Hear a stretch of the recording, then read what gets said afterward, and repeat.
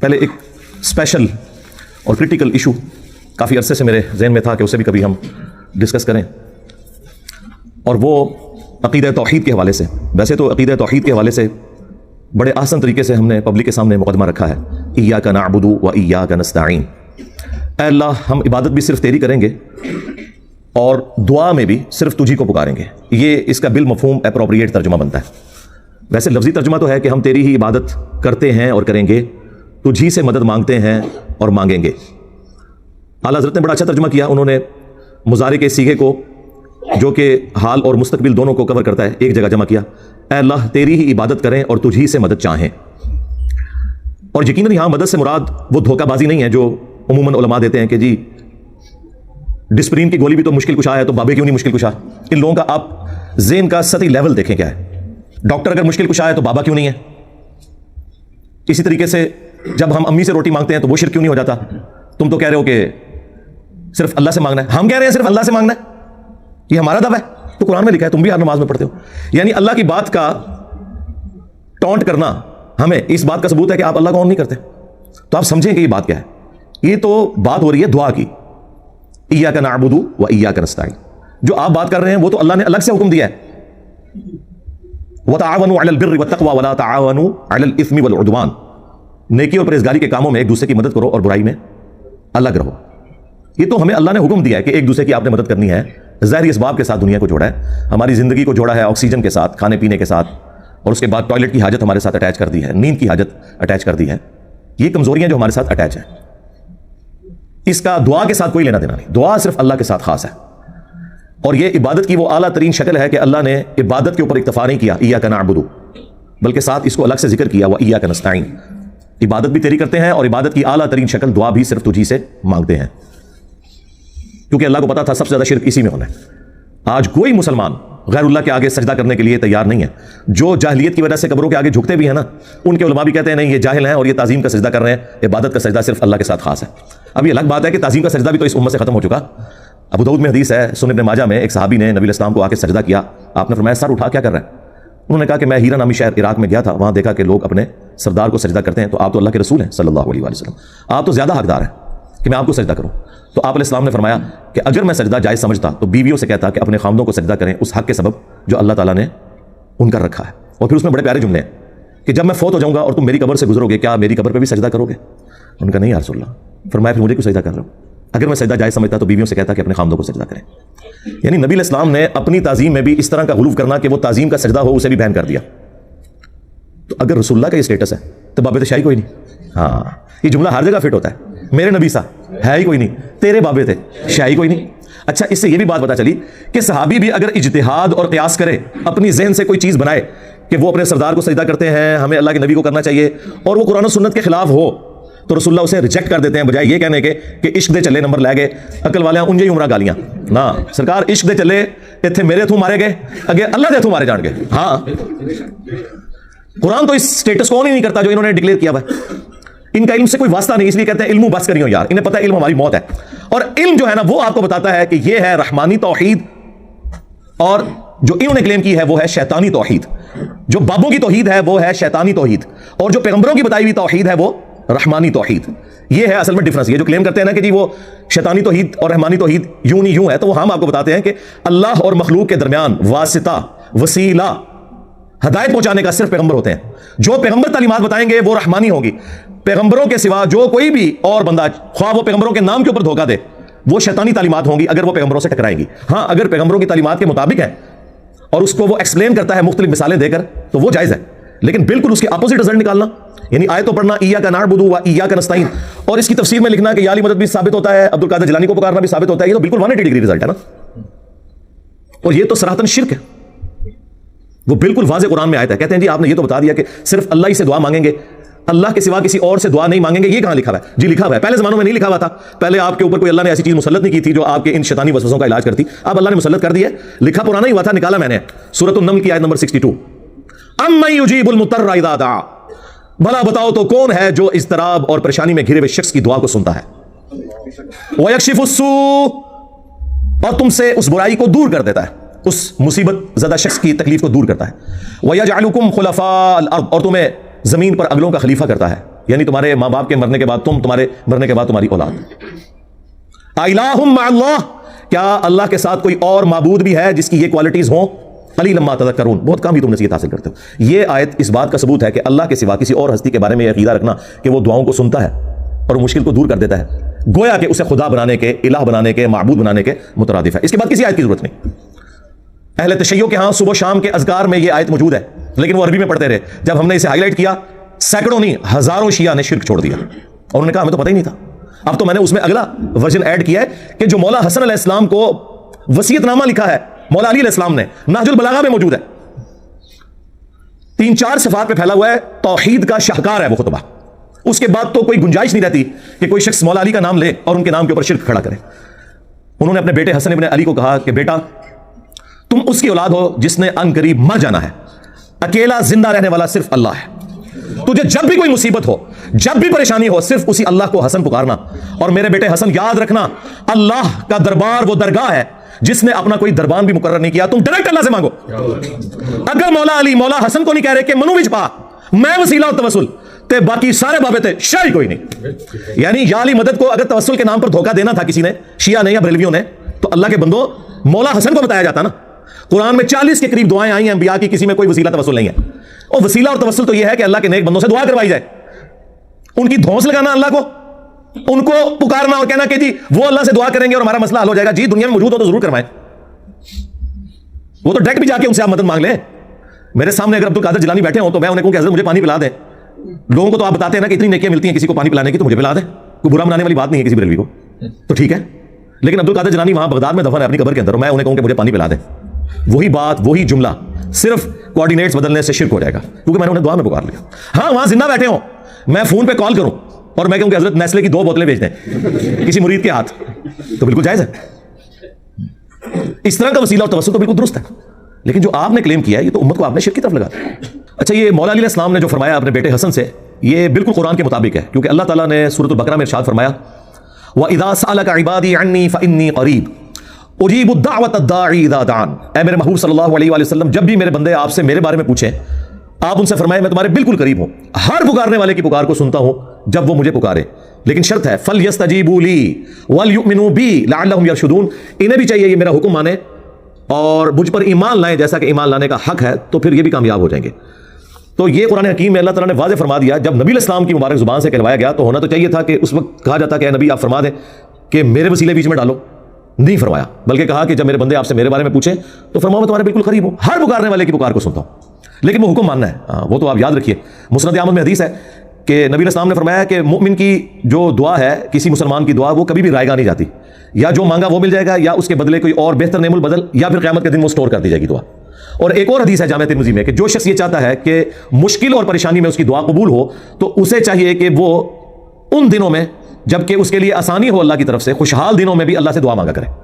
اور دعا کا پروٹوکول وہ بھی ترمذی میں ہے کہ آپ نے اللہ کی حمد اور درود شریف کے ذریعے متوجہ ہونا ہے، پھر اللہ تعالیٰ دعا قبول کرے گا. اور دعا کرنا اللہ تعالیٰ سے، مانگنا، یہ اللہ تعالیٰ کا حکم ہے، یہ آپشنل چیز نہیں ہے. اللہ تعالیٰ اس سے ناراض ہوتا ہے جو اللہ تعالیٰ سے دعا نہ کرے. ادعونی استجب لکم، اے میرے بندو مجھ سے مانگو میں عطا کروں گا. سورۃ المؤمن کی آیت نمبر 60 ہے. ان الذین یستکبرون عن عبادتی، بے شک جو لوگ مجھ سے دعا کرنے میں، عبادت کرنے میں، اور یہاں عبادت سے مراد دعا، تکبر کریں گے، میں انہیں ذلیل و خوار کر کے جہنم میں داخل کروں گا. اور یہ جو اس میں دعا کو عبادت کہا گیا وہ حدیث بھی ہے ابو داؤد کے اندر، ترمذی میں، ابن ماجہ میں، الدعاء هو العبادہ، دعا ہی تو عبادت ہے. پھر حضور نے اپنی بات کے ثبوت میں یہی آیت پڑھی ادعونی استجب لکم، اے میرے بندو مجھ سے مانگو میں قبول کروں گا. اور جو مجھ سے مانگنے میں، دعا کرنے میں تکبر کریں گے، میں ذلیل و خوار کر کے انہیں جہنم میں داخل کروں گا. اللہ وہ بادشاہ اور شہنشاہ ہے کہ جس سے نہ مانگا جائے تو وہ ناراض ہو جاتا ہے، اور دنیا کے بادشاہ وہ ہیں جن سے مانگا جائے تو وہ ناراض ہوتے ہیں. یہ جناب فرق ہے. تو مولا حسن علیہ السلام کو جو مولا علی نے وصیت کی تھی وہ عین قرآن کے مطابق تھی. الحمدللہ اگر یہ چیز آپ کی مان لی جائے تو اس پلانٹ ارتھ پہ سب سے بڑا اگر کوئی مشکل کشا ہے نا مخلوقات میں تو وہ سورج ہے. سورج کی وجہ سے زمین پہ زندگی آباد ہے. ساری فصلیں سورج کی وجہ سے اگتی ہیں، پکتی ہیں، ان کو جانور کھاتے ہیں، ہم کھاتے ہیں، جانوروں کو ہم کھاتے ہیں. یہ سب کا سب نظام، دنیا میں ہواؤں کا چلنا، بارش کا برسنا، گلیشیئرز کی فارم میں پانی کا سٹور ہونا، پھر سورج کی تپش سے اس کا پگھلنا اور وہاں تک پہنچنا بھی ایویپوریٹ ہو کے سمندر سے، یہ سب کچھ سورج کی وجہ سے. موسم بھی سورج کی وجہ سے بدلتے ہیں. سورج ختم ہو جائے اس زمین پہ زندگی ختم ہو جائے. آج تک ہمیں کبھی وہم بھی آیا کہ ہم سورج کو مدد کے لیے پکاریں؟ نیور. ہم کہتے ہیں اللہ نے اسے کام میں لگایا ہے. اگر تمہارے بابے کوئی کام کر بھی رہے ہیں، سپوز یہ جھوٹا عقیدہ for the sake of argument مان بھی لیا تو کرنے دو ان کو یار, کیوں پکارتے ہو؟ اللہ کو پکارو. بارش کون برساتا ہے؟ اللہ. ڈیوٹی کس کی ہے؟ فرشتوں کی. اگر ہم فرشتوں سے بارش مانگیں گے, اور اللہ کے فضل سے آج تک کسی شیعہ بریلوی نے نہیں مانگی, نہ ان کے کسی مولوی نے, وہ نہ میری سیدھی مانگنا شروع کر دیں کہ میکائیل بارش برسا دو کہ گرمی کا موسم قریب آ رہا ہے, نہ, یہ کام نہیں ہو سکتا. بخاری مسلم میں آیا نبی علیہ السلام نے صلاۃ الاستسقاء, بارش مانگنے کی نماز پڑھی, اس کے بعد دعا فرمائی ہے, دیٹس آل. یہ ہمارے نبی صلی اللہ علیہ وسلم کی مبارک تعلیمات ہیں. تو یہ ہے رحمانی توحید کہ صرف اللہ کو پکارنا ہے دعا کے لیے. باقی ساری باتیں جو آپ کو بیچ میں بتائی جا رہی ہیں یہ دھوکہ بازی ہیں. اس پہ تو آپ کو پتا ہے میں گھنٹوں بول سکتا ہوں, یہ میرا فیوریٹ ٹاپک ہے. اس کائنات کی تخلیق کا مقصد ہی عقیدہ توحید کی پہچان ہے. تو میں نے وقتاً فوقتاً مختلف ویڈیوز ریکارڈ کروائی ہیں. دعا صرف اللہ ہی سے, آج سے آلموسٹ 10-11 سال پہلے, جو ہزاروں نہیں لاکھوں لوگوں کی ہدایت کا سبب بنا. لوگ مجھے کہتے ہیں دوبارہ ریکارڈ کروائیں. میں کہتا ہوں نا, اس وقت جو میری کیفیت, جو سوز و گداز تھا, وہ مجھے ہی پتا ہے, تو اسے دوبارہ ریکارڈ کرانے کی ضرورت نہیں ہے. ویسے میں نے اس سے بہتر فارم میں مختلف اوقات میں ویڈیوز ریکارڈ کروائی ہیں. توحید سے متعلق 10 دھوکے, یہ میری ایچ ڈی ریکارڈنگ ہے, جو بعد میں ایک ریفرنس لگا کے 5 دھوکے یہ قرآن سے دیتے تھے امت کو, اور 5 احادیث سے اپنے بابوں کو پکارنا ثابت کرنے کے لیے میں نے بالکل موتیوں کی طرح ایک ایک چیز واضح کر کے کلیئر کیا اسے. پھر یہ کہتے تھے شرک تو اس امت میں ختم ہو چکا, بالکل جھوٹ بولتے تھے, آؤٹ آف کانٹیکسٹ وہ حدیث پیش کرتے تھے. مجھے اپنے بعد تم سے شرک کا خوف نہیں, وہ پھر میں نے ایڈریس کیا اسی نام سے, مجھے اپنے بعد تم سے شرک کا خوف نہیں, وہ ویڈیو آپ دیکھیں. پھر وسیلہ اور توسل کے نام پہ دھوکہ دیتے تھے کہ جی انجینئر صاحب وسیلے کو نہیں مانتے. کون بدبخت ہوگا جو وسیلے کو نہ مانے؟ ہم ہی تو مان رہے ہیں کہ اللہ اور مخلوق کے درمیان وسیلہ پیغمبر ہے, بابے نہیں ہے. جنہ لوکی کلمہ پڑھ دے او محمد اور تے میاں محمد بخش اور. ہاں, تو وہ پھر میں نے ویڈیو ریکارڈ کروائی, وسیلہ اور توسل کے نام پر دھوکہ. نام وسیلے کا یوز کرتے ہیں اور پکارتے ہیں ڈائریکٹ بابے کو, استغاثہ کرتے ہیں, استعانت کو وسیلے کا نام دیا ہوا انہوں نے.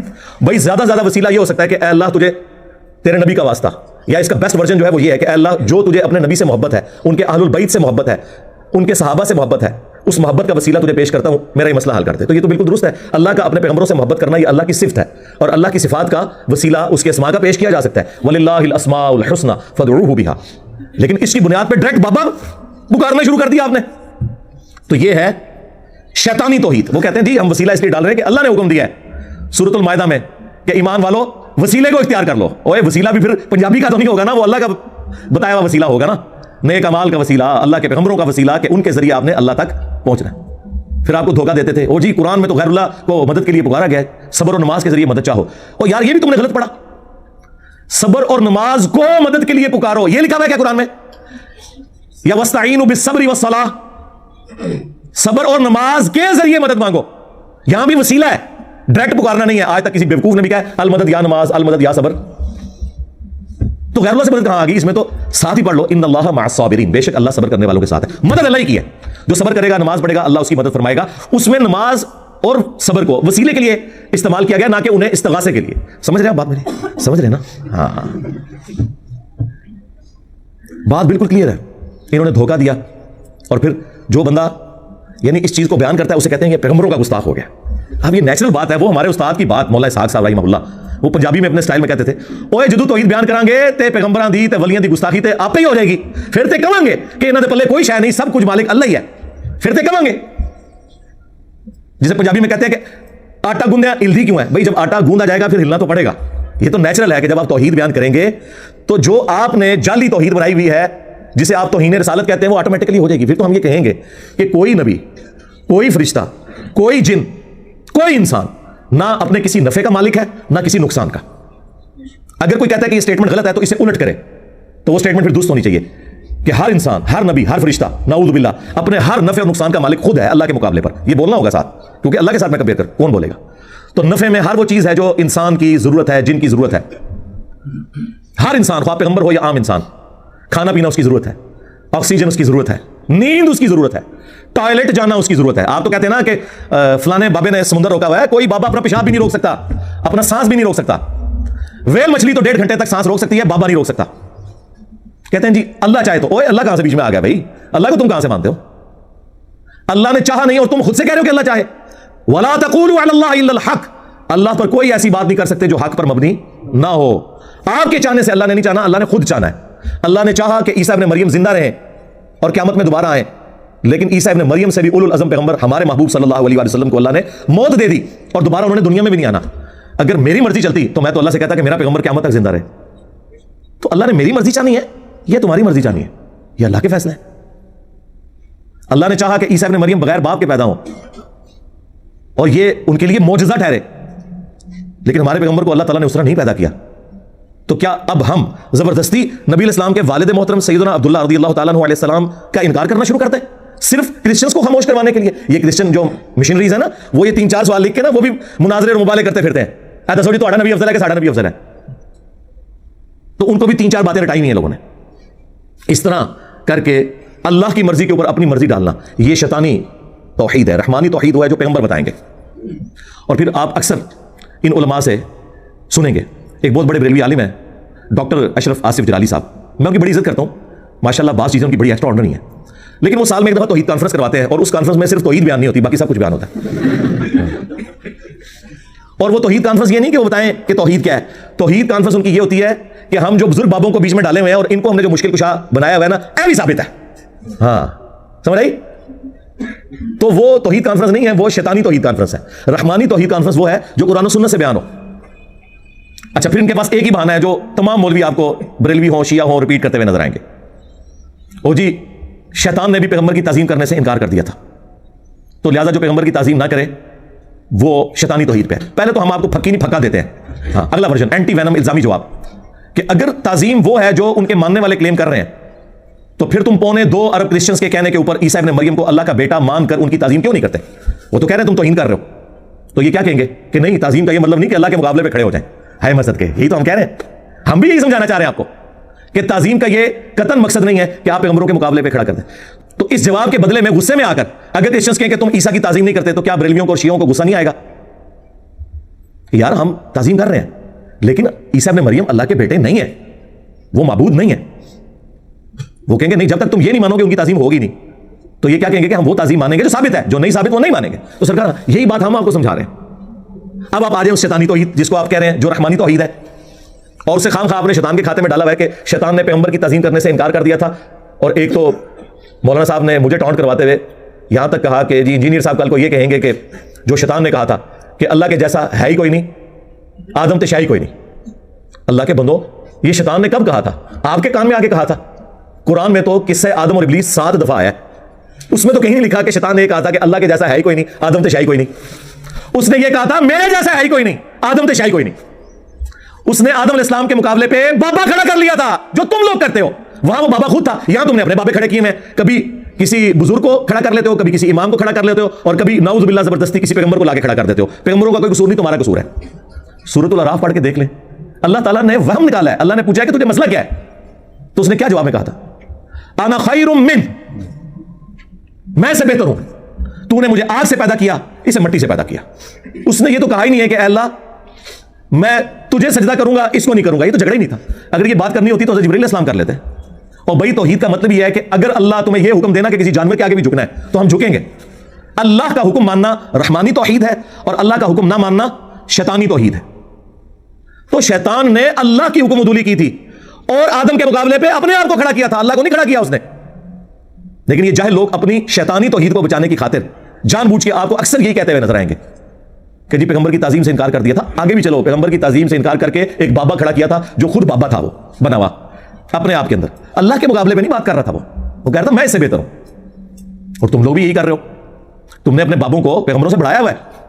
جب ایک بابا کہتا ہے کہ لوائی اعظم من لوائی محمد بایزید بستامی، اور تم لوگ اسے ڈیفینڈ کر رہے ہو. تذکرۃ الاولیاء میں فرید الدین عطار بھی اسے ڈیفینڈ کر رہا ہے اگر انہوں نے لکھی ہے. یہ تو خیر ہم ایک ٹن اس نے زن رکھ رہے ہیں، ہمیں تو یقین ہے کہ یہ پیچھے ہی سارا کام بگڑا ہے. اور کشف المحجوب میں سبحانی ما اعظم شأنی کو وہ ڈیفینڈ کر رہے ہیں کہ میں پاک ہوں، میری شان بڑی بلند ہے، اور قیامت کے دن میرا جھنڈا محمد کے جھنڈے سے بھی بڑا ہوگا اور محمد اور تمام انبیاء میرے جھنڈے کے نیچے ہوں گے. اور میں یہ قسمیاں کہتا ہوں نعوذ باللہ، اور لعنت آ تیرے عقیدے اوپر. تنو کھنگن نہیں دینا کسی نے، تو قسمہ چگنا پھرنا ہے.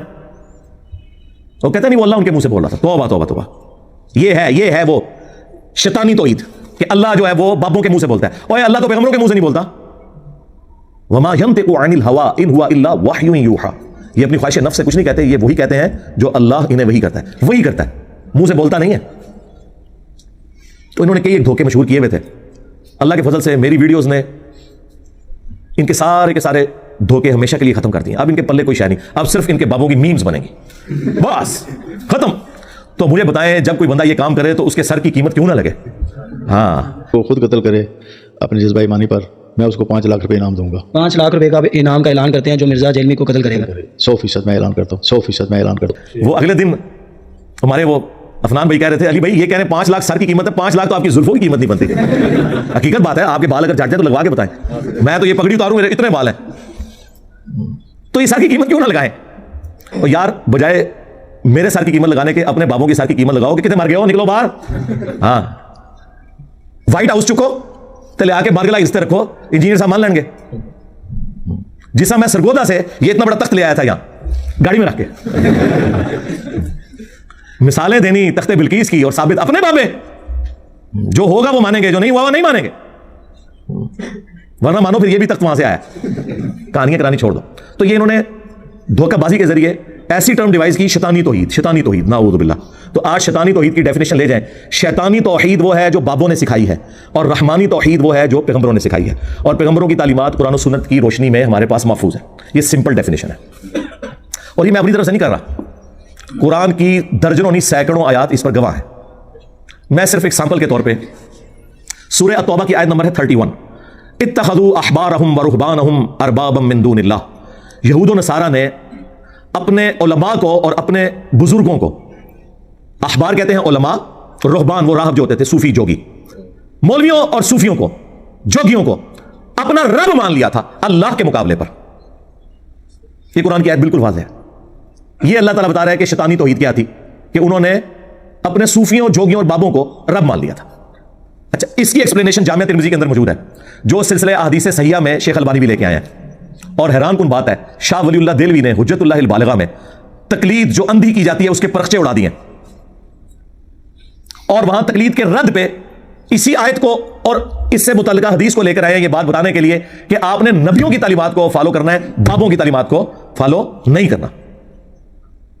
وہ حدیث کیا ہے ترمذی کی, عدی ابن حاتم جو مشہور سخی تھے, حاتم تائی ان کے بیٹے تھے, وہ مسلمان ہو گئے, ان کے گلے میں وہ سلیب بھی لٹکی ہوئی تھی, نبی السلام نے وہ بھی اتروائی.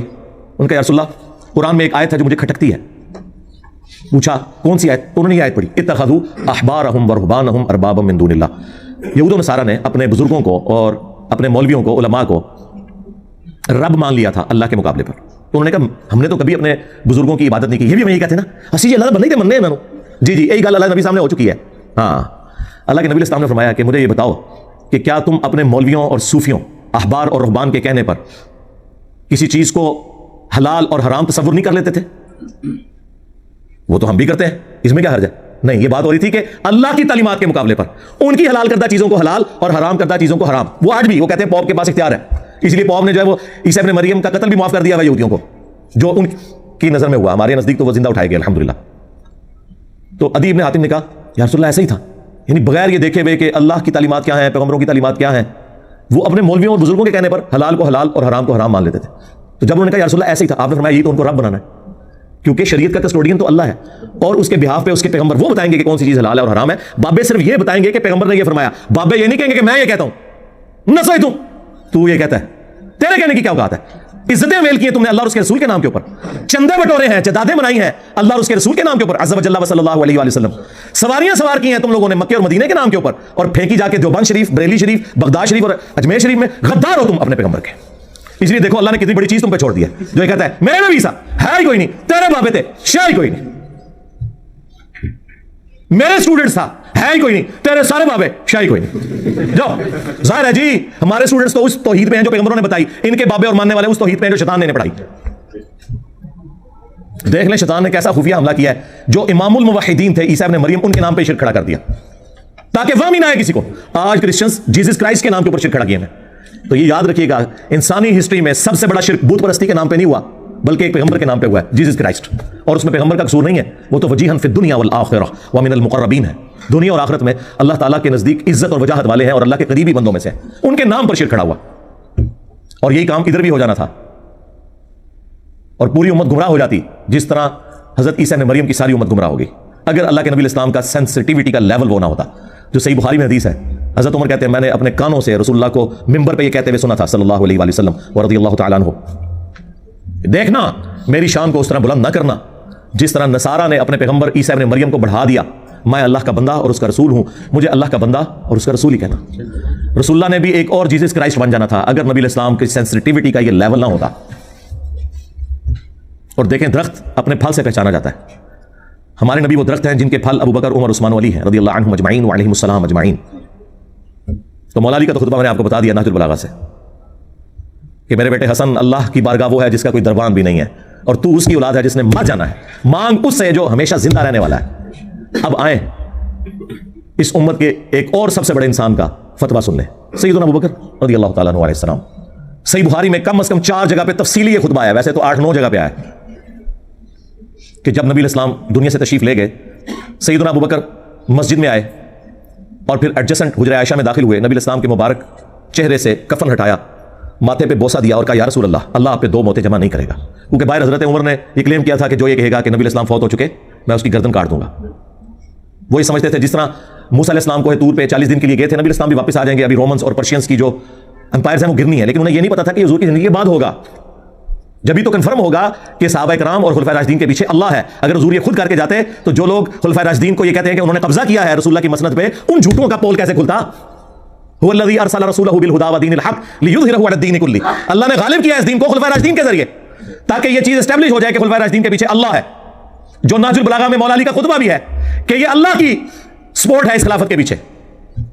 سورہ نور کی آیت نمبر 55 انہوں نے کوٹ کی کہ جو پیغمبروں کے راستے پہ چلنے والے لوگ ہیں اللہ تعالیٰ انہیں زمین پر خلافت دے گا.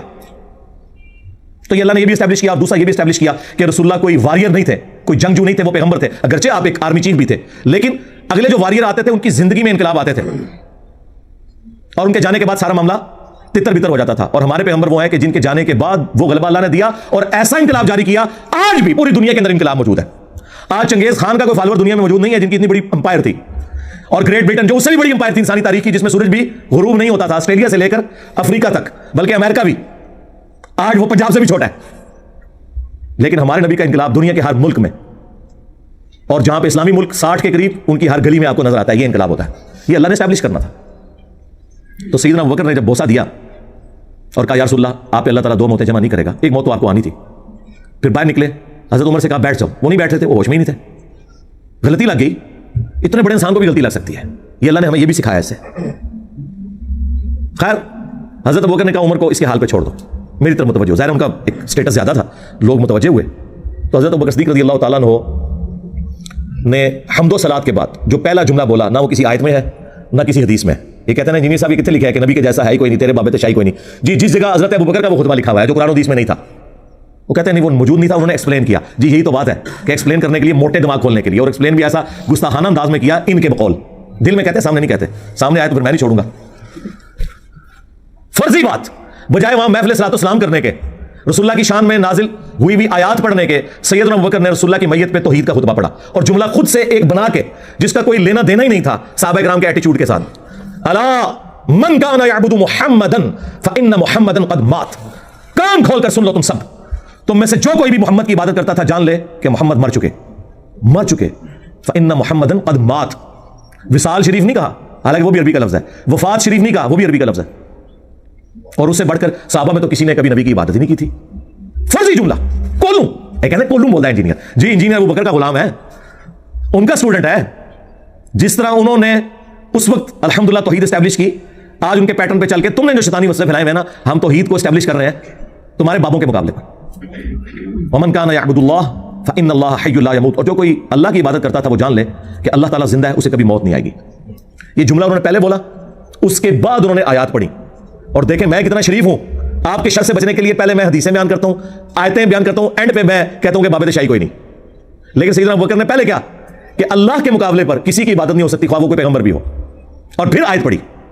آیت بالکل ڈیفرنٹ تھی، لیکن اس میں سے رزلٹ یہ نکالا، وما محمد الا رسول قد خلت من قبلہ الرسل افان مات او قتل. محمد تو نہیں مگر ایک رسول، اگر یہ مر جائیں یا قتل ہو جائیں، یا پاکستان میں ترجمہ کر لیں کہ اگر یہ وفات شریف، وصال شریف فرما جائیں، یہ جنگ میں شہید ہو جائیں، تو کیا تم اپنے دین سے الٹے قدم پھر جاؤ گے؟ یعنی تم نے کوئی اللہ پہ یا نبی پہ احسان کیا دین قبول کر کے؟ حضور کے جانے کے بعد کیا اللہ ختم ہو گیا؟ نعوذ باللہ. اللہ تو پہلے بھی تھا، اللہ تو کسی پیغمبر کا کوئی محتاج نہیں ہے. تو جو کوئی بھی اپنے دین سے الٹے قدم پھرے گا نا، اللہ تعالیٰ اس کے اوپر گرفت فرمانے والا ہے، اور اللہ تعالیٰ جزا دے گا ثابت قدم رہنے والوں کو. یہ جملہ ہے قرآن کی اس آیت میں کہ جزا ملے گی ثابت قدم رہنے والوں کو. اور جو الٹے قدم پھرتا ہے نا، وہ اپنا نقصان خود کرے گا، اللہ کا کیا بگاڑ دے گا. اب اس میں اتنی بات تو درست تھی کہ نبی السلام نے فوت ہو جانا، لیکن اس میں یہ کہاں لکھا ہوا تھا کہ جو محمد کی عبادت کرتا تھا وہ جان لے؟ کوئی نہیں لکھا ہوا. دوسری آیت پڑھی، انک میت و انہم میتون. اے نبی तुम्हें भी मरना है और तुम्हारे मुखालफीन को भी मरना है, फिर तुम अल्लाह के हुजूर झगड़ा करोगे, क़यामत के दिन अल्लाह तुम्हारा फैसला करेगा।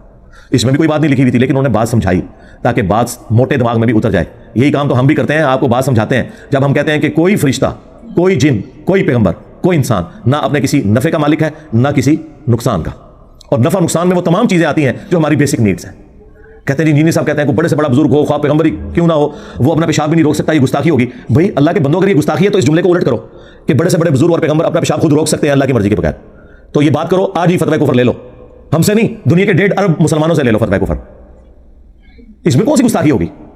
हर नफा और नुकसान, नफा में ऑक्सीजन, खाना पीना शामिल है, और नुकसान में सबसे बड़ी चीज जो है वो टॉयलेट का इशू है, इंसान के साथ अटैच है। अल्लाह ही मालिक है। तो ये बात इसलिए बोलनी पड़ती है ताकि आप लोगों को ये बात समझ आए कि जब तौहीद की बात होगी फिर कोई पैगंबर, कोई फरिश्ता, कोई बुजुर्ग बाबा, शाही कोई नहीं अल्लाह के मुकाबले पर।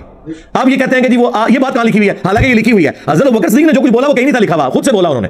लेकिन मैं जो आपको बता रहा हूं ये एग्जैक्टली इन्हीं अल्फाज के साथ लिखा हुआ है कुरान में, इससे ज्यादा पैशन के साथ। आपने ना कुरान पढ़ा, ना आपके बुजुर्गों ने पढ़ा, ना उनके बुजुर्गों ने पढ़ा, तर्जुमे ही कोई नहीं था, अरबी सीखते कोई नहीं थे।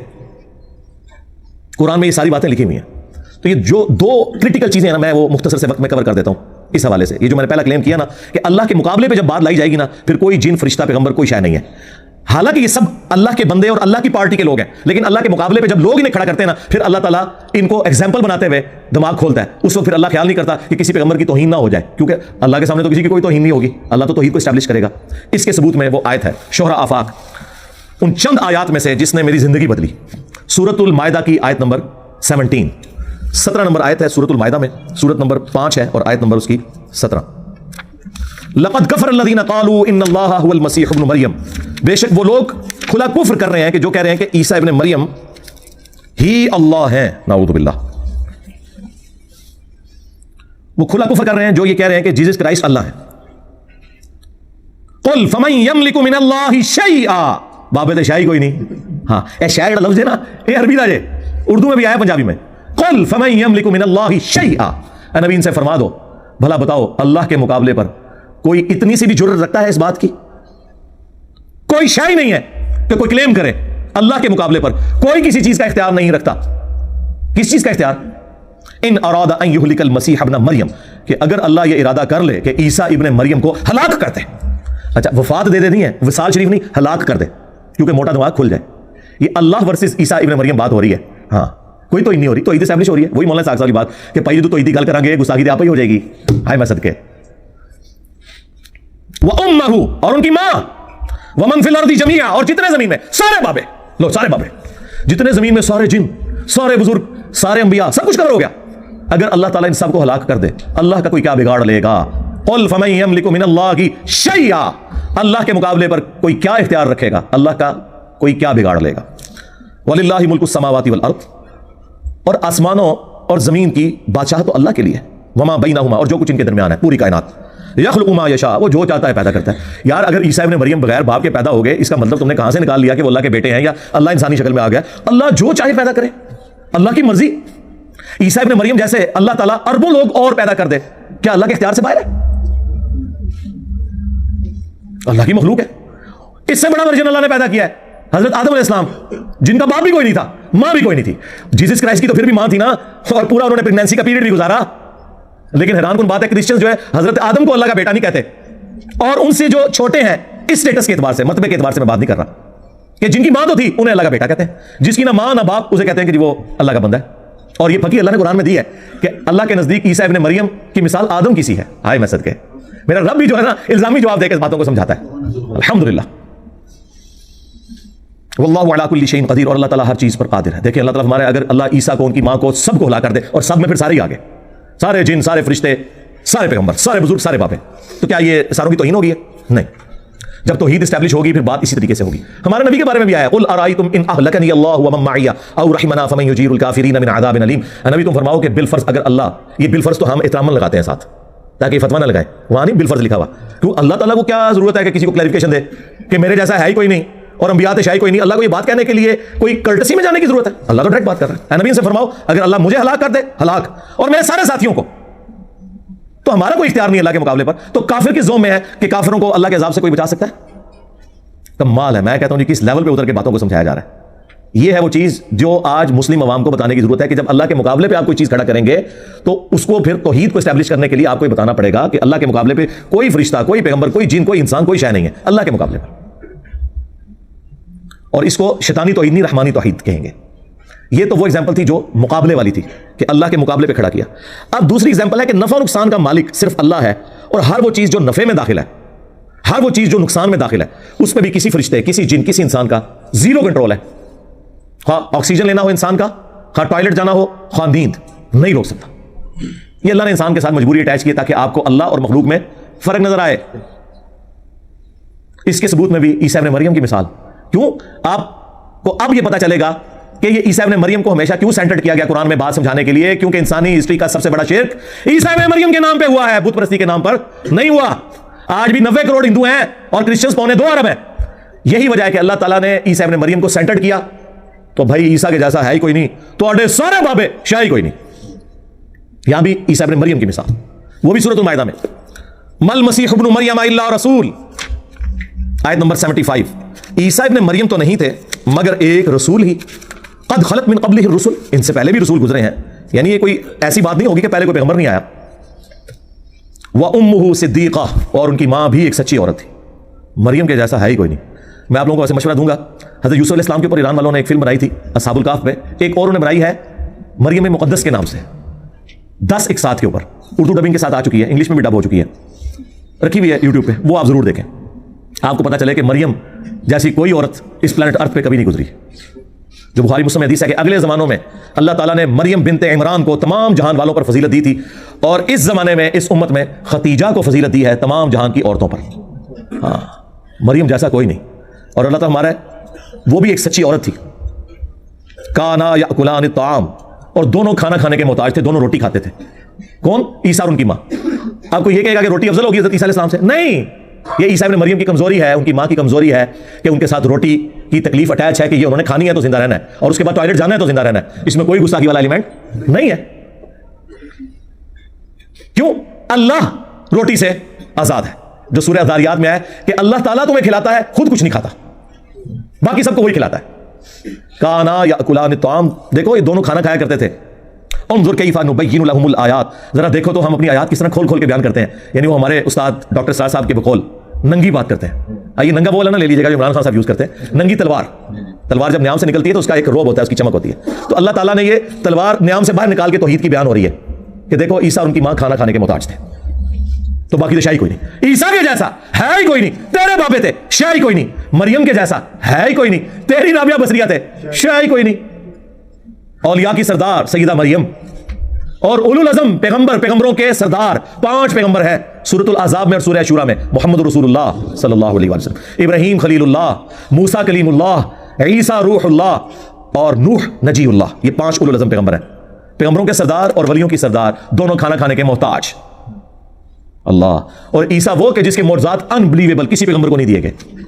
مردوں کو زندہ کر دینا اللہ کے حکم سے، مٹی کی مورت میں پھونک مارنا اور اس کا پرندہ بن جانا اللہ کے حکم سے، اندھوں کی آنکھوں کو جہاں ڈھیلے بھی نہ ہو ہاتھ پھیرنا آنکھیں آ جانا، اور جو کوڑی کے برس کے لوگ لا علاج بیمار آج کل کے آپ سمجھ لیں 4th سٹیج کینسر کے مریض، ان کو اللہ کے اذن سے شفا دے دینا. یہ وہ معجزات ہیں جو سورۃ المائدہ میں سورہ مریم میں آئے. لیکن اللہ کہہ رہا ہے کہ وہ بھی روٹی کھانے کے محتاج ہیں. سرکار لے جاؤ اپنے بابے، ہاں لے جاؤ، تو لے جاؤ باجی غائبانہ نماز نازا سی پڑھ لیں گے، لے جاؤ تو چکو میتاں نہ دیاں. اے اس آیت نے، اے نبی دیکھو ہم اپنی آیات کتنی کھول کھول کے بیان کر رہے ہیں. ثم منظر، پھر ان کی طرف دیکھو جاہلوں کی طرف، انا یؤفکون، یہ کہاں الٹے پھرے جا رہے ہیں. اس کے بعد کس طرح ہم سمجھائیں؟ اتنی کھول کے بات کر دی کہ عیسیٰ ان کی ماں روٹی کھانے کے محتاج تھے. جب روٹی کے محتاج ہیں تو ٹوائلٹ کے بھی محتاج ہیں، پیشاب کے بھی محتاج ہیں، جب تک اللہ نہ چاہے. وہ اس تکلیف کو بھی دور نہیں کر سکتے. قل اتعبدون من دون اللہ، اے نبی ان سے فرماؤ کہ اللہ کے سوا ان کی عبادت کرتے ہو. یہاں پہ من دون اللہ کسے کہا اللہ نے؟ عیسیٰ اور ان کی ماں کو. یہ آپ کو کیا دھوکہ دیتے تھے بریلوی اور شیعہ علماء کہ جی من دون اللہ تو بت ہوتے ہیں، اور جھوٹے ہو. من دون اللہ ہر وہ ہستی ہے جو اللہ کے مقابلے پہ لوگ کھڑی کر دے، اس میں ان ہستیوں کا قصور نہیں ہے. یہاں پہ اللہ نے عیسیٰ ابن مریم اور ان کی ماں کو من دون اللہ کہا. کہتے ہیں ہاں ٹھیک ہے من دون اللہ والی بات آپ کی صحیح ہے، ہمارے بابوں نے ہمیں جھوٹ بولا تھا. اگلا بھی جھوٹ ہم دسنے جہاں تسی بولو گے سانو پہلے پتہ ہے. کہتے ہیں دیکھیں یہاں تو ہے کہ تم عبادت کر رہے ہو عیسیٰ اور ان کی ماں کی، تو ہم تو دیکھیں بزرگوں کی عبادت نہیں کرتے، ہم تو کہتے ہیں وہ اللہ کے بندے ہیں، ہم کہتے ہیں اللہ کی اطاعت سے کرتے ہیں، ہم تو کبھی بزرگ کو سجدہ بھی نہیں کرتے، ہم تو اللہ ہی کی نماز پڑھتے ہیں. ہم نے اس کے جواب میں کیا کہا تھا؟ نہ پرانیاں گلاں، پرانے بانے، پرانے بابے، آگے پڑھ.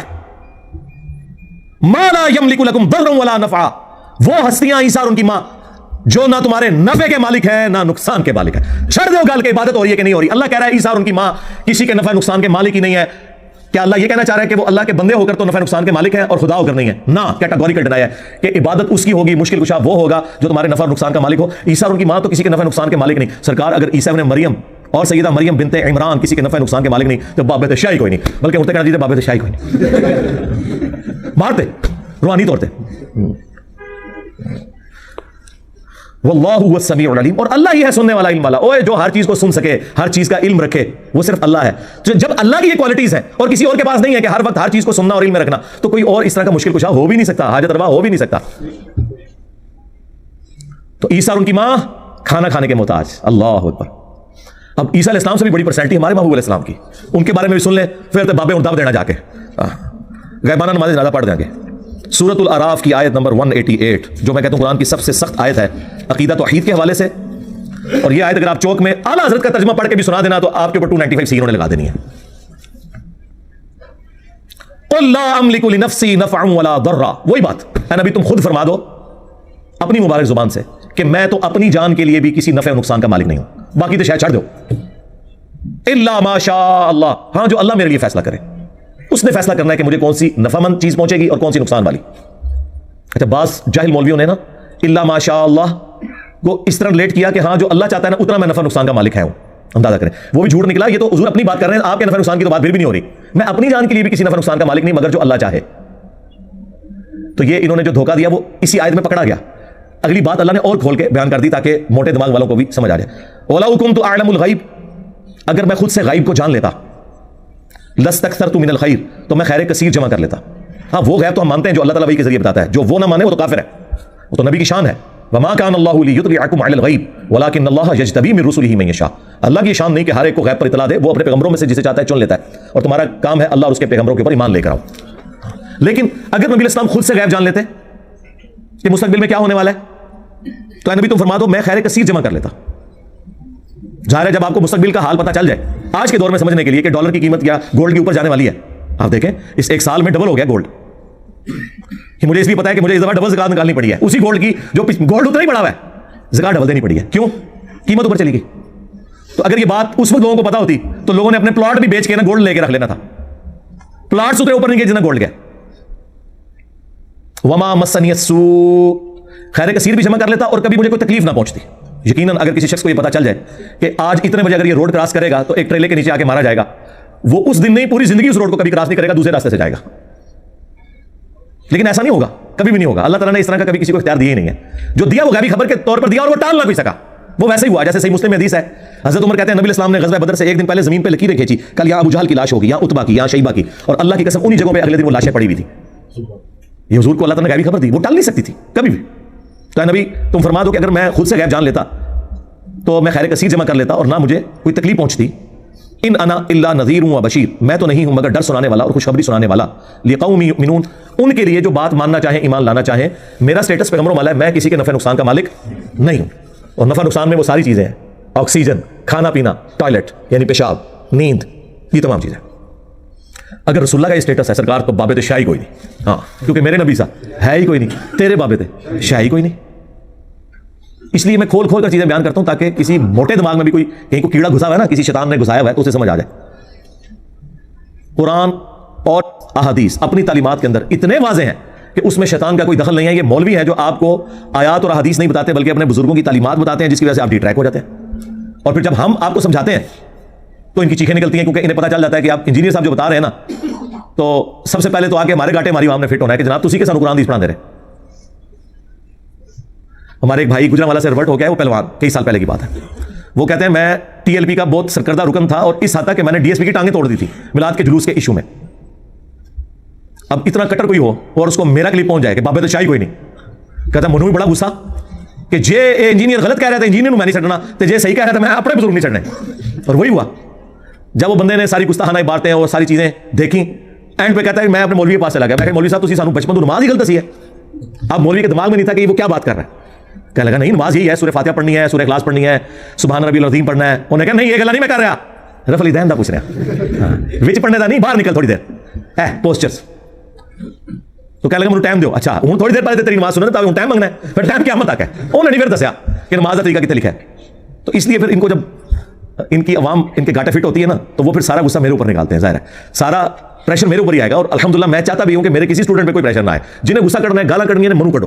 ہاں انہوں نے چھڑ دو. یہ اللہ کے بندے نے تھوڑے پیچھے نمازاں پڑھ رہے ہیں, آپ کو یہ چندے دے رہے ہیں, آندہ بھی انہوں نے ادھر ہی رہنا ہے. ہم نے کوئی اپنی چندہ بک نہیں بنائی, کوئی مسجد نہیں بنائی, کوئی مدرسہ نہیں بنایا, ٹھیک ہے. آپ کے ساتھ ہی ان کو اٹیچ رکھا ہے. صرف یہ ہے کہ انہوں نے اپنے عقائد جو ہے اس شخص کی تعلیمات کے مطابق کر لیے ہیں جس کی قبر مدینے میں ہے, صلی اللہ علیہ وآلہ وسلم, جو ہمارے روحانی باپ ہے. النبی اولی بالمؤمنین من انفسہم وازواجہ امہاتہم, نبی مومنین کی جانوں سے بڑھ کر ان پر حق رکھتے ہیں, اور نبی کی بیویاں امت کی مائیں ہیں, اور یقیناً پھر نبی امت کے روحانی باپ ہیں الحمدللہ. تو غصہ جس نے نکالنا میرے اوپر نکالے, باقی ان کو آپ لوگ تنگ نہ کیا کریں, کیونکہ تنگ کرنے سے کچھ نہیں ہوگا. آپ کو دلیل پیش کرنی پڑے گی, اور وہ آپ کے پلے کوئی دلیل نہیں ہے. قرآن اپنی توحید کے اندر اتنی سینسٹیوٹی شو کرتا ہے کہ وہ پھر یہ لحاظ نہیں کرتا کہ اللہ کے مقابلے پہ کوئی فرشتہ آ رہا ہے, جن آ رہا ہے, پیغمبر آ رہا ہے. اللہ تعالیٰ اپنے معاملات کو بالکل اسٹریٹ اوے بیان کرتا ہے. من ذا الذی یشفع عنده الا باذنہ, کس کی جرت ہے کہ اللہ کے حضور کسی کی شفاعت کر سکے؟ ہاں اس کے اذن سے. پھر سورہ نبا میں جو اللہ تعالیٰ نے فرمایا نا کہ رحمان کے حضور کوئی کلام بھی نہیں کر سکتا, ہاں مگر جس کو اللہ نے اذن دیا ہے وہ بھی اس کی اجازت سے ہی بولے گا, ورنہ بولنے کا بھی اختیار نہیں ہے. اللہ نے کہا کہ فرشتے بھی سب بنا کے کھڑے ہوں گے, حضرت جبرائیل کی بھی ضرورت نہیں کہ خود سے کوئی بات کر سکے.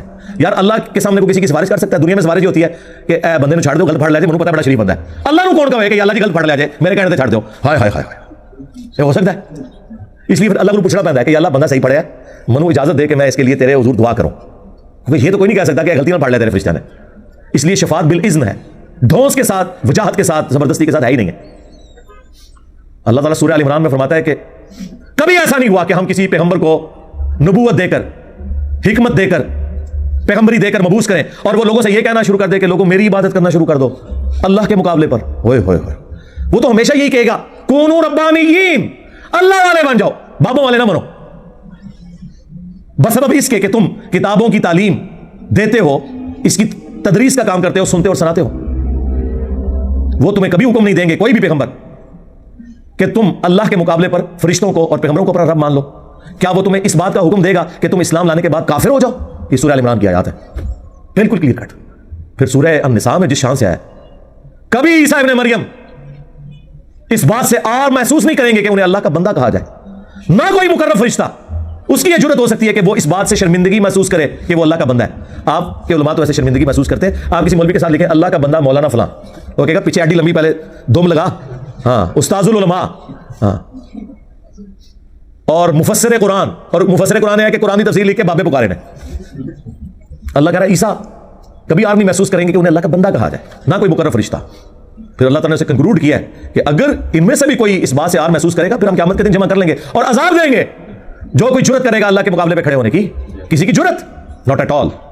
پھر 18 انبیاء کا ذکر کر کے اللہ تعالیٰ نے سورۃ الانعام میں فرمایا وَلَوْ أَشْرَكُوا لَحَبِطَ عَنْهُمْ مَا كَانُوا يَعْمَلُونَ. اگر یہ 18 پیغمبر بھی شرک کرتے نا, ہم ان کے بھی اعمال برباد کر دیتے. باقی تو شاہی کوئی نہیں ہو. وہ 18 انبیاء نام لے کر, انبیاء کے ناموں کا یہ گلدستہ ہے جس میں ابراہیم علیہ السلام بھی شامل ہے, عیسیٰ علیہ السلام بھی شامل ہے, موسیٰ علیہ السلام بھی شامل ہے, ہمارے نبی علیہ السلام بھی شامل ہے. اللہ اکبر. اور ہمارے نبی کے لیے تو اسپیسیفکلی اللہ تعالیٰ نے الگ سے سورہ زمر میں فرمایا. اللہ اکبر. کیا نبی فرما دو وَلَقَدْ أُوحِيَ إِلَيْكَ وَإِلَى الَّذِينَ مِن قَبْلِكَ, اے نبی تم فرما دو کہ میری طرف اور مجھ سے پہلے تمام انبیاء کی طرف یہی وہی ہوئی ہے. لَإِنْ أَشْرَكْتَ, کہ اگر تم نے بھی شرک کیا تو تمہارے اعمال بھی برباد کر دیے جائیں گے اور تم خسارہ پانے والوں میں سے ہو جاؤ گے. تو باقی تو شاہی کوئی نہیں. توحید جب اسٹیبلش ہوگی تو پھر یہ ساری باتیں ہوں گی. پھر قرآن میں 3 دفعہ آئے گا, سورہ الانعام میں, سورہ الزمر میں, سورہ یونس میں, قُلْ إِنِّي أَخَافُ إِنْ عَصَيْتُ رَبِّي عَذَابَ يَوْمٍ عَظِيمٍ. اے نبی تم فرماؤ کہ بالفرض, یہ میں ویسے بالفرض کہہ رہا ہوں, ہاں تو ڈائریکٹ بات ہے, اگر میں بھی اپنے رب کی نافرمانی کروں تو مجھے خوف ہے کہ بڑے دن کا عذاب مجھے بھی آ پکڑے گا. اس کے بعد کسی بابے کی جرت ہے جو یہ کہے کہ جی میں سارے مرید جنت ہی لے جاؤں گا. اور لے جاؤ بابے اپنے, اللہ دو بندے ہو. یہاں تو پیغمبروں کی بات ہو رہی ہے. نبی تم فرماؤ کہ اگر میں بھی اپنے رب کی نافرمانی کروں, حالانکہ آپ نے کبھی نہیں کرنی تھی, لیکن اللہ تعالیٰ نے ہمیں سنایا ہے کہ اگر نبیوں کا یہ اسٹیٹس ہے تو بابے شاہی کوئی نہیں. یہ بات ہے اور کوئی لحاظ نہیں. سورۃ الاحقاف میں, اے نبی تم فرماؤ میں کوئی نیا رسول نہیں ہوں, مجھ سے پہلے بھی رسول آئے ہیں, مجھے تو خود نہیں پتا کہ خود میرے ساتھ اور تمہارے ساتھ کیا ہونے والا ہے. اللہ. اس سے مراد آخرت کا فیصلہ نبی اسلام کی نہیں, یعنی کہ آگے مستقبل میں کیا ہوگا. ظاہر ہے پیغمبر تو جنتی ہیں, لیکن اللہ تعالیٰ فرما رہا ہے کہ فرما دو کہ اللہ کے فیصلے ہیں. پھر سورہ بنی اسرائیل میں آیا کہ اے نبی یہ تو تلے ہوئے ہیں کہ آپ کو حق کے راستے سے ہٹا دیں, اور قریب تھا کہ آپ بھی ان کی بات مان لیتے, کمپرومائز کر لیتے اپنی شرافت کی وجہ سے, بدنیتی کی وجہ سے نہیں. اگر ہم آپ کو تھام نہ لیتے, اور اگر ایسا ہو جاتا تو ہم تمہیں دنیا کی زندگی میں بھی دگنا عذاب دیتے اور آخرت کی زندگی میں بھی دگنا عذاب, اور تمہیں اللہ کے مقابلے پر چھڑانے والا کوئی نہ ہوتا. یہ رسول اللہ سے خطاب ہو رہا ہے ہمیں سمجھانے کے لیے.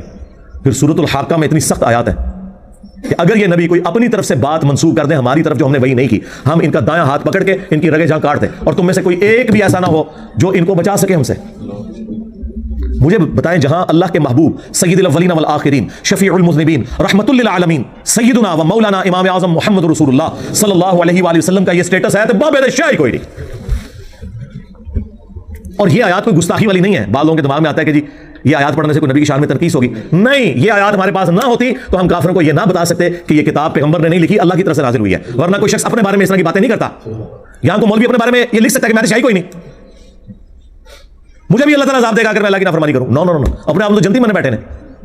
اس لیے سلمان رشدی کی جو کتاب تھی سٹینک ورسز, اس کا میں نے پوسٹ مارٹم کیا تھا, باقی انہوں نے صرف گالیاں دی ہیں, میں نے پورا پوسٹ مارٹم کیا ہے. اس کی کتاب کے اعتراضات کا جواب دیا, وہ ویڈیو میں دیکھیں. اس میں نے یہ آیات کوٹ کی تھی کہ یہ اس بات کی دلیل ہے کہ نبی اپنے خواہش نفس سے کچھ نہیں کہتے.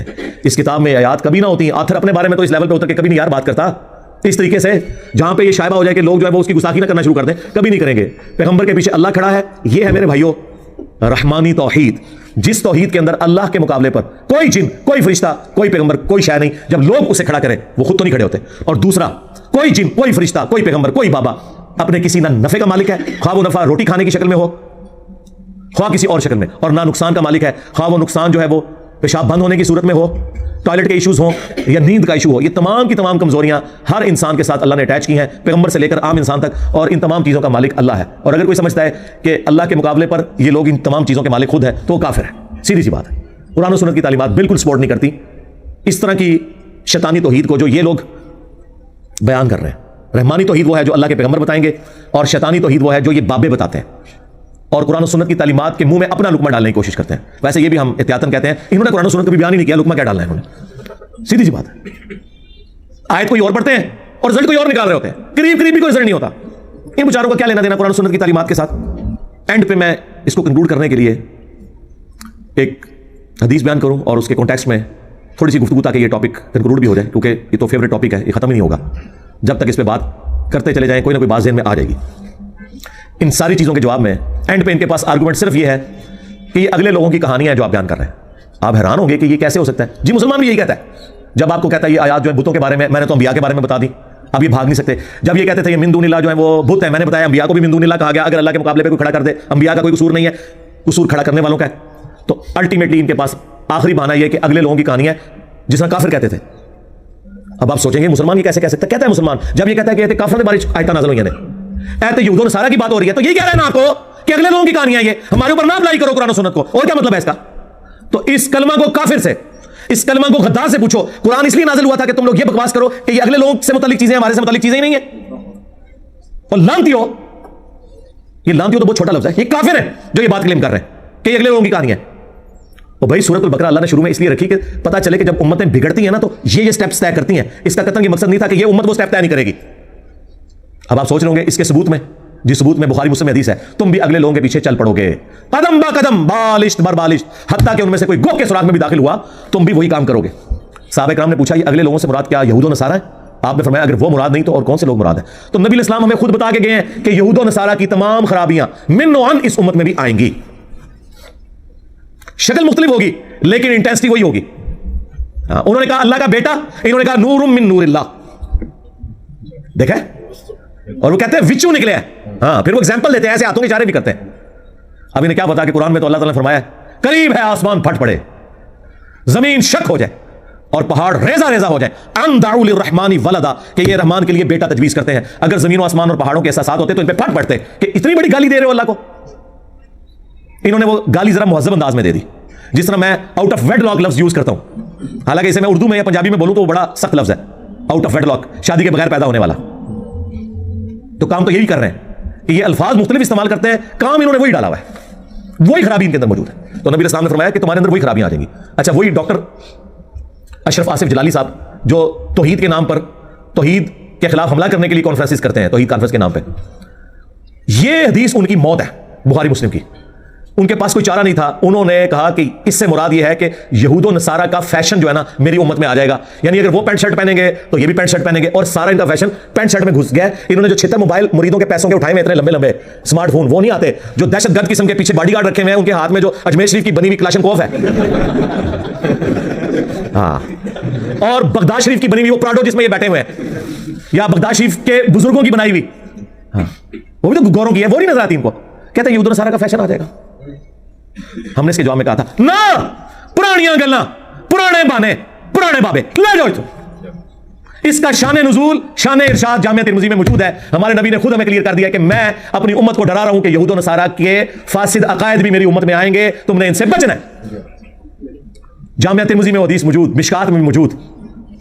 اور سورۃ الاعراف کی آیت نمبر 138 کے کانٹیکسٹ میں مفسرین اس حدیث کو لیتے ہیں کہ غزوہ حنین کے موقع پر نبی اسلام اپنے صحابہ کے ساتھ ایک جگہ سے گزرے. ایک درخت تھا جسے ذات انواد کہا جاتا تھا. وہاں مشرکین عرب اپنا اسلحہ لٹکاتے تھے، ٹچ کرتے تھے، اور ان کا یہ عقیدہ تھا کہ جب ہم تھوڑی دیر کے لیے اپنی تلوار یہاں لٹکا دیں گے نا تو اس کی برکت سے ہمیں جنگ میں فتح ہوگی. تو صحابہ کرام نے، سرکار بریلوی دیوبندی اہل حدیث شیعہ نے نہیں، صحابہ کرام نے حضور کو مشورہ دیا، یا رسول اللہ آپ بھی ہمارے لیے ایک درخت مقرر کر دیں، ہم بھی وہاں اسلحہ لٹکا لیا کریں.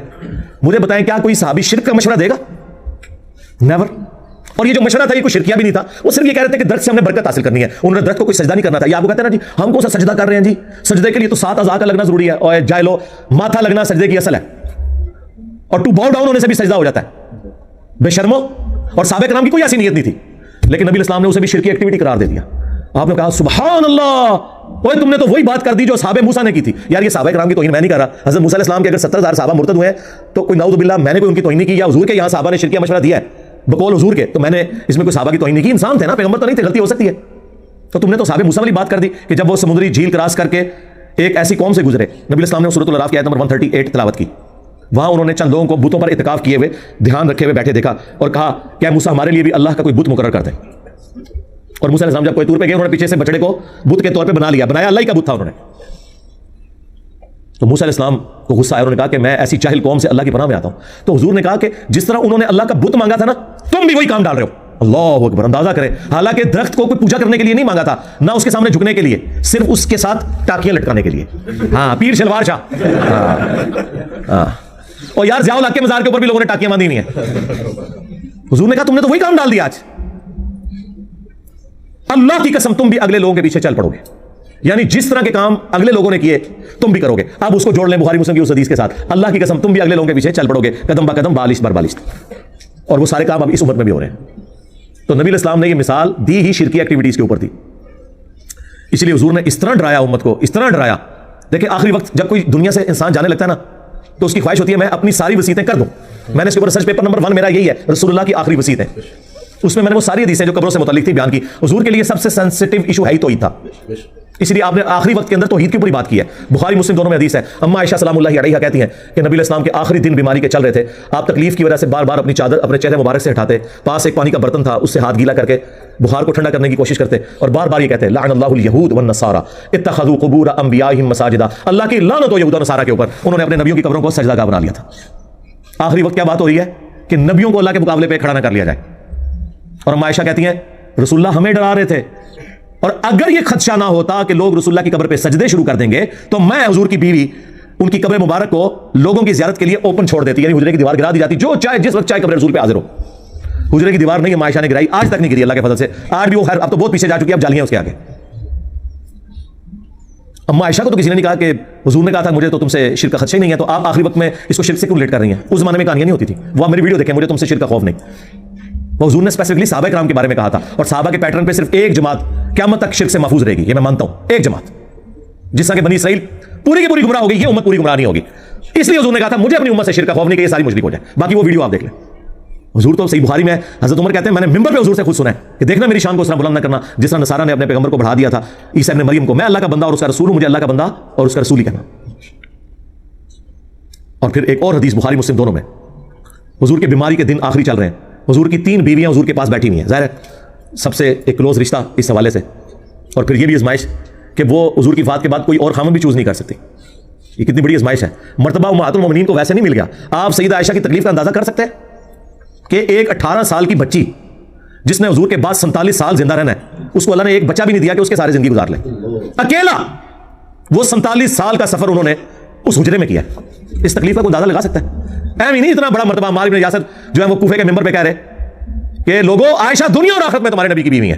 مرتبہ نہیں کام ہو سکتا، اگرچہ انہوں نے خلیفہ وقت کے خلاف خروج کیا، مرتبہ نہیں کام ہوا، لیکن اللہ تمہیں آزما رہا ہے کہ عائشہ کی اطاعت کرتے ہو یا اللہ کی اطاعت کرتے ہو حضرت علی کا ساتھ دے کر. کیونکہ وہ اولل امر منکم وہ ہیں. لیکن عمار بن یاسر نے اما عائشہ کا مرتبہ نہیں کام کیا کہ ان کی اس غلطی سے ان کی زندگی کو 0 سے ملٹیپلائی کر دیں. کہا دنیا اور آخرت میں تمہارے نبی کی زوجہ ہے.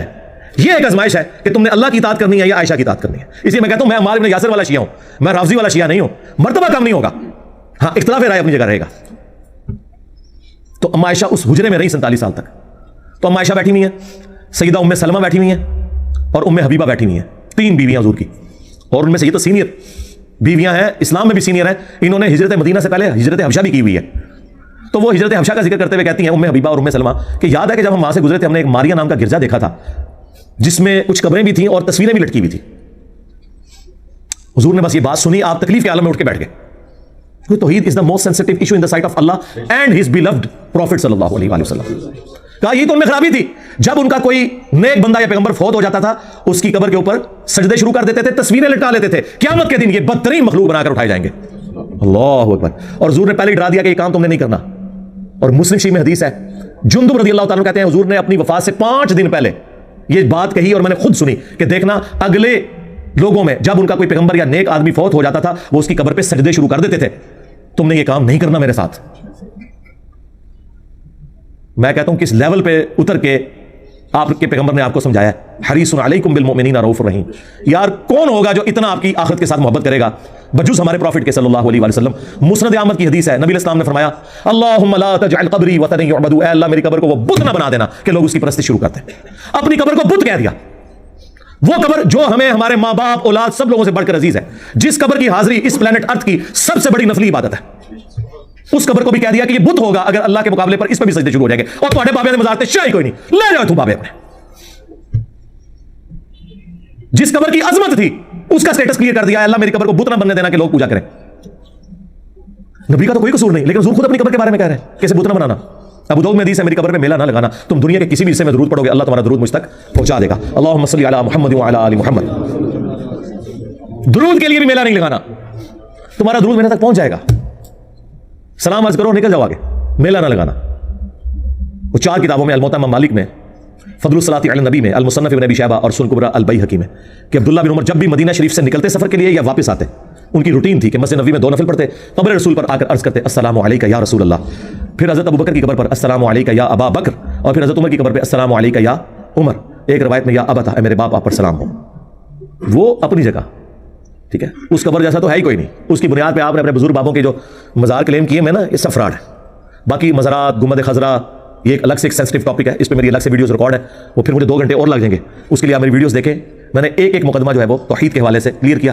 میرے بھائیو یہ آج جتنی بھی گفتگو میں نے کی اس کے پیچھے یہ بھی انٹینشن تھی کہ یہ جو آئے دن میرے حوالے سے چیزیں اٹھاتے رہتے ہیں, تو یہ نیا ایک مارکیٹ میں تازہ ایک اعتراض آیا تھا کہ یہ کہتا ہے کہ اللہ کے مقابلے پر انبیاء شاہی کوئی نہیں. تو کیا کسی مسلمان کا عقیدہ ہے کہ اللہ کے مقابلے پہ انبیاء کوئی شاہ ہیں؟ اگر ایسا ہے تو پھر وہ تو کرسچن ہے. یہ تو کرسچنز کا عقیدہ ہے کہ پیرلل میں 3 گاڈ ہے, اللہ, جیسس کرائسٹ اور ہولی گوسٹ حضرت جبریل علیہ السلام. کہتے ہیں مجھے یہودوں نے سارا ایجنٹ ہو, خود ایجنٹ ان کے, کہ تم یہ عقیدہ رکھتے ہو کہ پیغمبر اللہ کے مقابلے پہ کوئی شے ہیں. پھر یہ ٹھنڈے ہو جاتے ہیں, کہتے ہیں نہیں وہ علی بھائی مسئلہ یہ نہیں ہے. وہ ہم یہ کہتے ہیں کہ پیغمبر تو اللہ کے مقابلے پہ ہے ہی نہیں ہے, خود نہ آپ کھڑا کریں. وہ تو میں نے آپ کو قرآن سے آیات بتا دی کہ اللہ تعالیٰ نے خود انہیں کھڑا کیا ہے مقابلے پہ, اس لیے کہ لوگوں نے کھڑا کیا ہوا تھا. پھر اللہ نے مقابلے پہ کھڑا کر کے اپنا سٹیٹس واضح کیا کہ یہ اللہ ہے اور یہ اس کے پیغمبر ہے. ہاں, قل فمن یملک من اللہ شیئا, اے نبی ان سے فرماؤ بھلا اللہ کا کوئی کیا بگاڑ لے گا کہ اگر اللہ ارادہ کرے عیسیٰ کو, اس کی ماں کو اور جتنے بھی زمین پہ ہیں سب کو ہلاک کر دے. یہ اللہ نے خود سے کیوں مقابلے پہ کھڑا کیا؟ تاکہ آپ کا دماغ کھلے, کیونکہ سٹارٹ اس آیت کا ان الفاظ سے ہوا ہے, لقد کفر الذین قالوا ان اللہ هو المسیح ابن مریم. بے شک وہ لوگ کھلا کفر کر رہے ہیں جو کہہ رہے ہیں کہ عیسیٰ ابن مریم ہی اللہ ہے, یا آج کی زبان میں جو یہ کہہ رہے ہیں کہ انبیاء اور بابے بھی اللہ کے مقابلے پہ بڑی شے ہیں, کفر کر رہے ہیں. قل فمن یملک من اللہ شیئا, بابے تے شے کوئی نہیں, شیئا. اے نبی تم فرماؤ کہ اللہ کا کوئی کیا بگاڑ لے گا اگر اللہ ارادہ کرے عیسیٰ, ان کی ماں اور سب لوگوں کو ہلاک کر دے. اس سے بڑھ کر تو کوئی, وہ جو پھر ڈاکٹر صاحب والی بات ہے, اس سے بڑھ کر ننگی توحید بیان ہی نہیں ہو سکتی. یہ ننگا وہ والا ننگا ہے, تلوار کو ننگا کرنا سمجھانے کے لیے. اللہ کے فضل سے بڑے عرصے سے یہ میرے دماغ میں تھا کہ میں آپ کو یہ ان الفاظ کے ساتھ بھی ذرا کلیئر کر دوں جو یہ ٹرمز یوز کرتے ہیں, شیطانی توحید اور رحمانی توحید. میرا خیال ہے میں نے آلموسٹ 1.5 گھنٹے کے اندر اتنا کچھ آپ کو دے دیا ہے. ویسے تو میں الحمدللہ فی البدیہہ 1.5-2 گھنٹے اور بول سکتا ہوں صرف اس بات پہ, لیکن وہ پھر ویڈیو لمبی ہو جائے گی. میرا خیال ہے اتنی ویڈیو کافی ہے ان لوگوں کے لیے جو حق کا راستہ اختیار کرنا چاہیں اور پیغمبروں کی توحید جو کہ رحمانی توحید ہے اسے اڈاپٹ کرنا چاہیں, اور بابوں کی بتائی ہوئی جعلی توحید جو کہ شیطانی توحید ہے اسے جان چھڑانا چاہیں, اور اپنی نسبت کو اس شخص کے ساتھ مضبوط کرنا چاہیں جس کی قبر مدینے میں. صلوا علی محمد وعلی آل محمد. اللہم صلی علی محمد وعلی آل محمد واصحاب محمد وازواج محمد وامت محمد اجمعین الی یوم الدین. آمین.